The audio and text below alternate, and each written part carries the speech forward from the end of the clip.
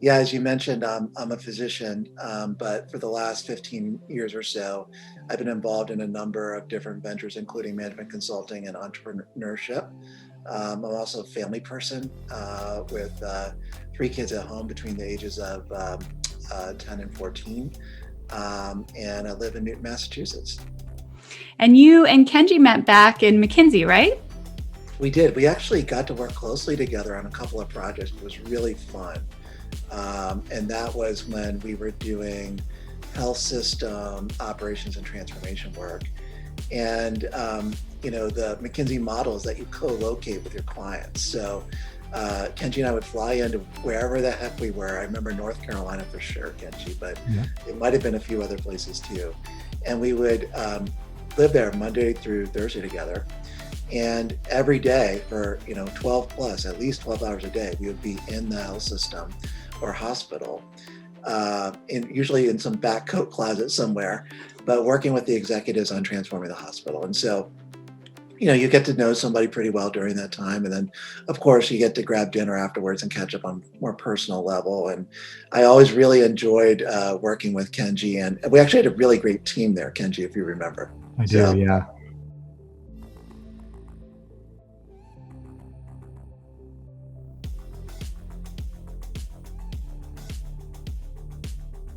Yeah, I didn't make it very far down the medical route. I completed medical school and then I did my internship in internal medicine and pediatrics. And that's when I decided after my intern year that it probably wasn't the right career for me in terms of sort of the laying on of hands side of medicine. The rationale, it's interesting. I have to kind of rewind the clock, and there's what I told myself at the time, and then probably with retrospect, what I see now. But at the time, I could see that, well, first of all, I've always been an entrepreneur. So even in high school, I built businesses. I grew up in Cincinnati, Ohio, and the local docs, when I was going through, were still also like individual proprietors or business owners. Mm-hmm. And so I think that was part of the attraction. I didn't fully kind of click into that at the time, but as I look back, I see that. But then when I started, my residency, and, I got a pretty good look in, and I'm not pretending that residency is a full look into what practicing medicine is like, but it's enough. I realized that, it's a job with a lot of repetition. And I think to be a really, really great doc, you've got to not mind the repetition, and you also have to, be able to give enough of yourself to your patients to connect, but not allow them to take too much from you. And I sort of failed on both dimensions. I felt like as someone who was used to a lot of variety in life and all the other things I've been doing before, the repetition of the, and I was mostly in the ambulatory setting, the office visits and even rounding in the hospital was a lot. And then also I would feel really emotionally drained by the job as well, I should say. And I was actually early to admit and realize that in myself, that, while I could do it for 10 years, I knew I couldn't do it for 30. And we were in the middle of the first dot-com boom at that time. So it was the late 90s, and there was so much going on. And all of I also am very interested in science and technology. All of my science and tech, neurons were firing. And here I was in my residency, and I was doing intern, stuff. And I knew that there was other things I wanted to do. So that's what kind of nudged me out. And I got very lucky in that I was interning at University of Michigan hospitals in Ann Arbor, Michigan. And my residency program director, who was a guy named John Frona, was so supportive. I told him halfway through the year, I was like, John, I don't know. I actually just won an award as a good intern, basically, within my class, and I couldn't celebrate it. And I said, I don't think this is the right job for me. He said, hey, take a year and figure it out. You can always come back. And so I basically quit without a job and took the time to figure it out. And there's a lot of familial expectations and things that some of we physicians have. I was the first physician in my family. I just recently gotten married. I'm also married to a physician, and it was, and I had a lot of loans, like a lot of physicians do. So it was an awkward time. but ultimately kind of taking the time to go out and look around and figure out where in the world I should be was the gift. And John Fronek helped create that for me, and ultimately that's how I found McKinsey and Company in terms of consulting.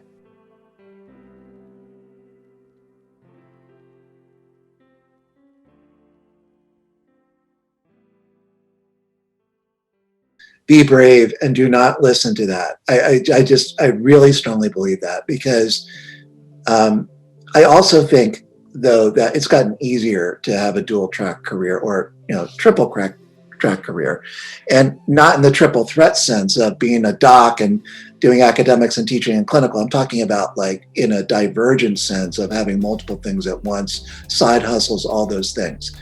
And I know this because I'm actually very frequently tapped to give advice and counsel to physicians that are struggling with this and where to go and how to navigate it. Back when I was in the transition phase, I was called a quitter. And I was, shunned by part of my community for part of my residency class for moving aside into a different role. My closest friends stuck with me, and they're some of my closest friends today. But there was a lot of personal risk socially as well, which we should add to the table. And so my advice is to listen to yourself. The clock is ticking. The longer you wait, the longer you wait. And it can also happen gradually. So side hustles can turn into major parts of your portfolio. I made more of a binary choice because I was leaving a training program, and others may be in that role as well.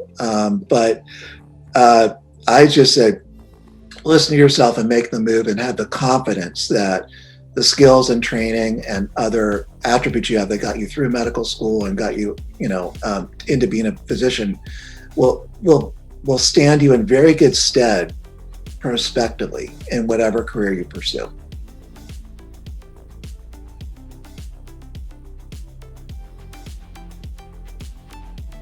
I would say largely I was on my own. I mean, I had my twin brother, who was also young, in his tenure. And the way I solved the gap is I started networking. And I think we call it networking now. But I basically said, okay, every week I'm going to try to have coffee with two people that I don't know. And this was challenging. I lived in Ann Arbor, Michigan, which is a small community.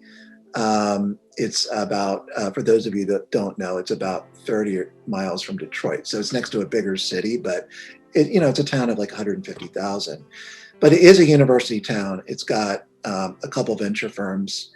It's a bedroom community for Detroit.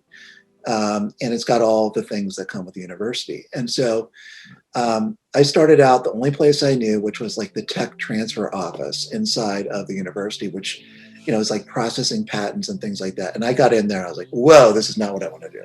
Mm-hmm. But guess what? The tech transfer office knows a couple people that have just recently built companies. And every coffee, I said, look, they have to give me two other people to have coffee with. And it very quickly, it's a sort of an exponential strategy by definition. And I kind of stuck to it, maybe a little bit overly, but very quickly my schedule just filled up with meetings of people, and I would just lay it on the table. This is who I am. This is what I'm thinking about. And I started to learn the world, and I learned that network, and it ended up being a very focal outreach because I was in a smaller network. But 3 months later, I kind of knew everybody, and it was then that, and this is the degrees of Kevin Bacon from where I started in the tech transfer office. I don't even know how many. It could be like 10 or 12 meetings away from that in terms of progressively introducing. I met someone that was a partner at McKinsey. And he said, we need physicians, and it sounds like you could be interested in this. Have you ever heard of McKinsey and Company? And this is what we do. And I had not heard of them. And he said, why don't you come down to the office, and we're interviewing MBA candidates. Why don't you come in and just interview? And the interviews were 4 days later. So I called my twin, and I said, yeah, I think I said I'm interviewing at some company called McKinsey, with like ENZI, right, or whatever. And he was like, you mean McKinsey? I was like, yeah. He's like, you need to prepare for those interviews. And so I went to the business school library and got some like prep book, and eventually got the job. So that was how it all, that's how it worked. But it was really by taking the time to network. And then each of these network meetings are little mini mirrors that hold up various reflections of yourself and what you can look like, and start to kind of get a feel for what those options were. And I finally bounced into someone that had a job, which, for those of you that don't know management consulting, and McKinsey is where I met Kenji. It's basically a variety pack of roles and jobs. So your job is to counsel senior clients in a variety of industries. I was a physician, so I was focusing mostly on healthcare. But it can be in anything. It can be pharma, it can be device, it can be healthcare services work, it could be payers, it could be consumer related products. And it can be across a variety of roles. It can be on strategy, it can be on operations, it could be on finance, it could be on purchasing or lean or whatever. I mean, it was just basically an opportunity to learn a bunch of stuff that I didn't know. And when I looked at that role, and I looked at the job, and I looked at the anything I could gather on the internet about the company, I was like, this seems pretty fun for a couple of years. And that's how I got in. I kind of viewed it as my MBA.